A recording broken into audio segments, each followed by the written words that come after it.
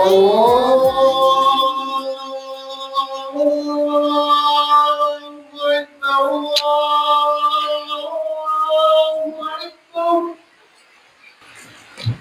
لله رب العالمين حمدا كثيرا طيبا مباركا فيه اللهم صل وسلم وبارك على محمد وعلى اله وصحبه وسلم. السلام عليكم ورحمه الله وبركاته. Chers frères et sœurs, que le Seigneur nous guide sur le droit chemin, qu'il fasse de nous les musulmans purs et sincères, qu'il nous pardonne nos insuffisances, qu'il nous guide.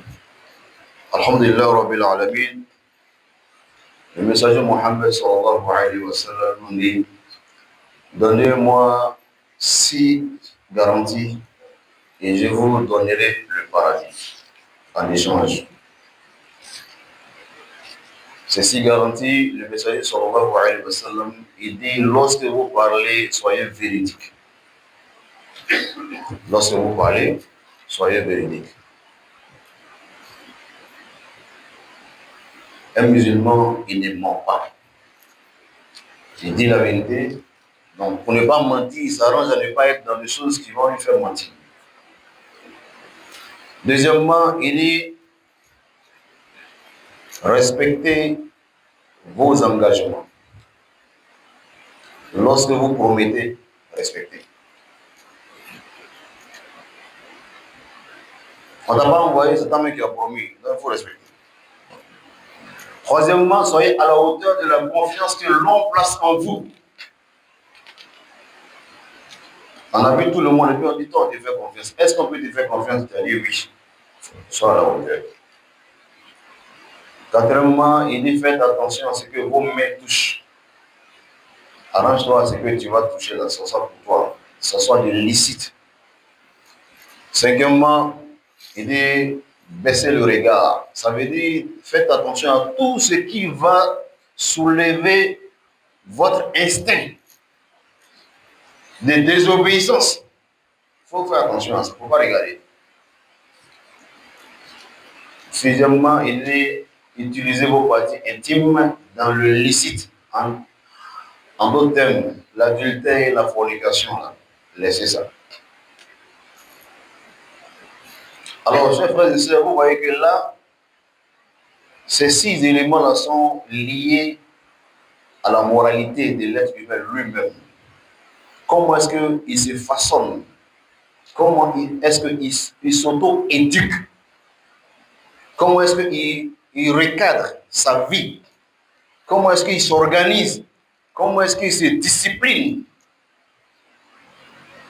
Ça là, c'est toi-même. Ce n'est pas quelqu'un de l'extérieur qui peut te forcer à faire ça. Parce que ça, c'est lié à ta moralité. Et c'est ça qu'on appelle des valeurs. Si vous n'avez pas de valeurs, vous ne pouvez pas arriver à ces 6 éléments. Et le messager Mohammed sallallahu alayhi wa sallam, il nous dit: innama bu'ithtu li utammima makarim al-akhlaq. Il dit: j'ai été envoyé pour compléter les nobles valeurs. Makarim al-akhlaq, les valeurs nobles qui existent déjà dans la société là. J'ai été envoyé pour compléter. Ce n'est pas pour reprendre à zéro. Pourquoi? Parce que le monde est né avec des valeurs. Partout où vous irez, vous allez trouver des gens de valeurs, des familles de valeurs, des sociétés de valeurs.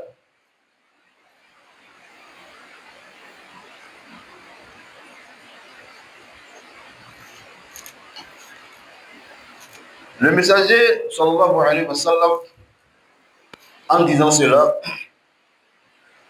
c'est une manière de nous dire: il faut être prudent lorsque tu prêches la religion. Il ne faut pas faire croire que le monde n'a pas existé avant l'avènement de l'islam. Il ne faut pas faire croire qu'avant l'islam, là, il n'y a personne qui était bon. Il n'y avait pas de droits qui étaient respectés. Et que tout a commencé par l'islam. Non, non. Tout n'a pas commencé par l'islam.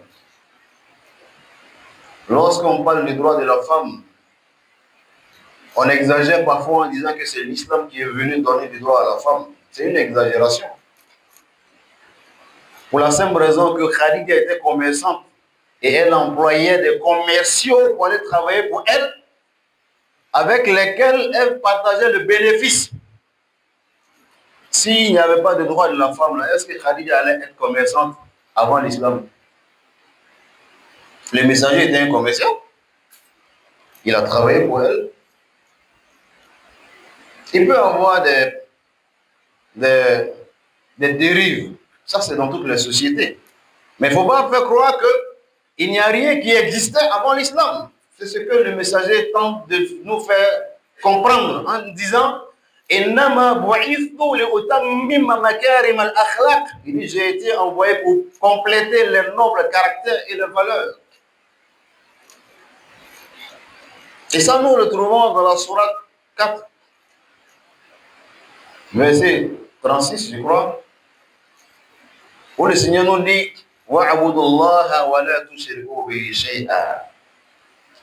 il dit adorer Dieu et ne lui associer rien. Quand il a fini de dire ça, tout ce qu'il va citer après fait partie des éléments qui existaient avant l'islam. Il dit soyez bons envers vos parents. Est-ce qu'avant l'islam, il n'y avait pas de bonté envers les parents? Avant l'islam, regardez dans les épopées. Allez lire les épopées, allez lire l'histoire ancienne. Comment certaines personnes se sont battues pour sauver l'honneur de leur mère ou bien du père. Ça n'avait rien à voir avec la religion. C'est tout simplement parce que ça a quelque chose à voir avec la dignité humaine. Le Seigneur nous l'a dit dans le Coran.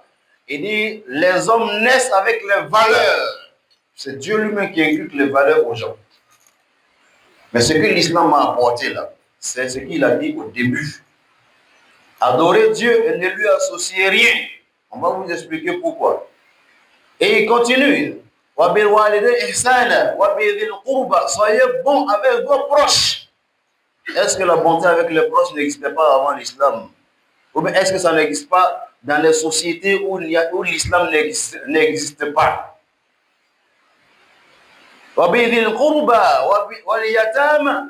Soyez bons avec les orphelins. Soyez bons avec les nécessités des pauvres. Des allocations familiales dans les pays occidentaux. Est-ce que c'est du fait de l'islam? Ce n'est pas du fait de l'islam. C'est du fait de la bonté et de l'obligation de l'État vis-à-vis de ses citoyens. Les orphelinats qui sont construits dans les pays, c'est pas fait sur la base de l'islam. C'est fait sur la base de la réalité sociologique. Parce qu'il ne faut pas laisser les enfants abandonnés dans la rue. Il faut leur accorder au moins une chance de réussir, même si les géniteurs n'ont pas assumé leurs responsabilités. L'islam, et comme le Seigneur, il va citer, il va dire à la fin d'Allah, il dit Dieu n'aime pas ceux qui sont pleins d'orgueil. Parce que c'est l'orgueil qui peut t'emmener, la suffisance et l'ingratitude qui peut t'emmener à ne pas être bon. C'est ça qui peut t'amener à ne pas bon. C'est pour ça que Dieu dit, je n'aime pas ceux qui sont orgueilleux, ceux qui sont ingrats. Je n'aime pas. Alors donc, dans le respect par exemple des parents, Dieu va nous dire dans la Surah 31, verset 15, وَصَاحِبُهُمَا فِي الدُّنْيَا مَعْرُوفًا.